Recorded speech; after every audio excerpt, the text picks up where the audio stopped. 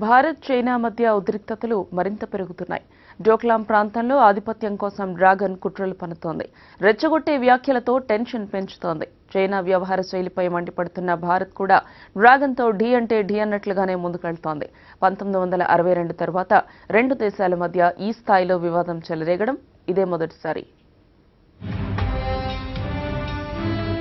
డోక్లాం సరిహద్దు విషయంపై చైనా భారత్ మధ్య ఏర్పడిన ఉద్రిక్తత రోజురోజుకు పెరిగిపోతోంది. భారత బలగాలు తమ భూభాగంలోకి చొరబడ్డాయని ఎదురుదాడి చేస్తున్న చైనా రోజుకో రెచ్చగొట్టే ప్రకటనతో కయ్యానికి కాలు దువ్వుతోంది. సిక్కింలోని డోక్లాం నుంచి భారత్ తన బలగాలను ఉపసంహరించాలని దౌత్యపరమైన ఒత్తిడి చేస్తోంది. భారత్ లో ఉంటున్న చైనా ప్రజలకు ప్రయాణపరమైన మార్గదర్శకాలు జారీ చేసింది. సిక్కిం సెక్టార్లోని చికెన్స్ నెక్ కు అత్యంత సమీపంలో గోడ నిర్మిస్తోందంటూ భారత్ తప్పుడు ప్రచారం చేస్తోందని చైనా ఎదురుదాడి చేస్తోంది.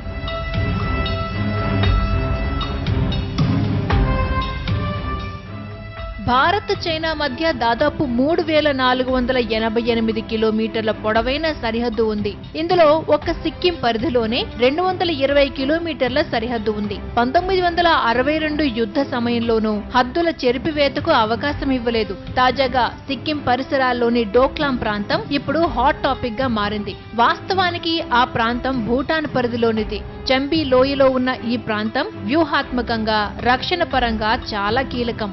అందుకే ఈ ప్రాంతంలో తేలికపాటి యుద్ధ ట్యాంకులు, పరికరాలను మోసుకెళ్లేలా చైనా ఓ రోడ్డు నిర్మాణం చేపట్టింది. దీనికి భూటాన్ అభ్యంతరం తెలిపింది. ఈ రోడ్డు నిర్మాణం పూర్తయితే ఈశాన్య భారతంలోకి చేరుకునేందుకు చైనాకు వీలవుతుంది. దేశ భద్రత పరంగా ఈ నిర్మాణాన్ని ముప్పుగా భావించిన భారత్ కూడా వెంటనే రంగంలోకి దిగింది. రోడ్డు నిర్మాణాన్ని అడ్డుకుంది. ప్రతీకారంగా భారత్ నుంచి వెళ్లిన మానస సరోవర్ యాత్రికులను చైనా అడ్డుకుంది.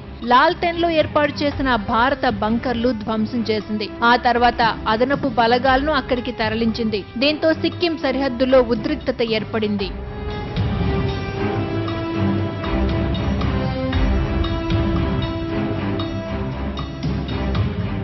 డోక్లాం ప్రాంతంలో ఉద్రిక్తతలు సృష్టించడం వెనుక డ్రాగన్ కుట్రకు కారణాలు వేరే ఉన్నాయి. దక్షిణాసియాలో బలమైన శక్తిగా ఎదుగుతున్న భారత్ ను అణగదొక్కాలన్నది చైనా ఆలోచన. అమెరికాతో భారత్ పెంచుకుంటున్న సన్నిహిత సంబంధాలు కూడా డ్రాగన్ కు కంటకింపుగా మారాయి. ఉగ్రవాదానికి ఊతమిస్తోందంటూ అమెరికా దూరం పెట్టిన పాకిస్తాన్ ను చైనా అక్కున చేర్చుకుంది. సైనిక, ఆర్థిక అండదండలు అందిస్తోంది. పాక్ ను అంతర్జాతీయంగా ఏకాకిని చేస్తోన్న భారత్ ను అణచివేయాలని కుట్రలు పన్నుతోంది.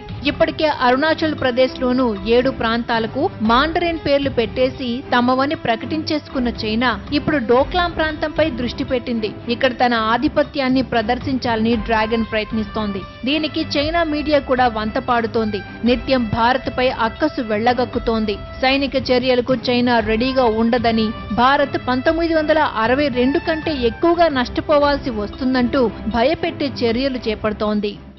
We are never going to leave Dokala because Dokala is a moral right for us to stay on at Dokala. Expansion has been the theory of China since many years, but you cannot go on with this expansion every now and then, and we are not the same India that we were docile and we were meek like earlier. We are a very, very strong nation, and we will give you an equal amount of reply in whichever language you want.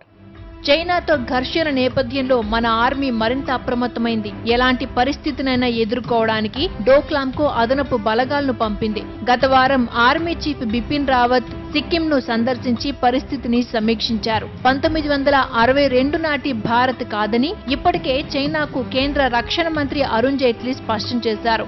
ఉపగ్రహాల ద్వారా China బలగాల కదలికలను భారత్ నిరంతరం గమనిస్తోంది. చైనాతో 1962 నాటి యుద్ధం తర్వాత ఇరు దేశాల మధ్య సుదీర్ఘ ఉద్రిక్తత కొనసాగటం ఇదే తొలిసారి.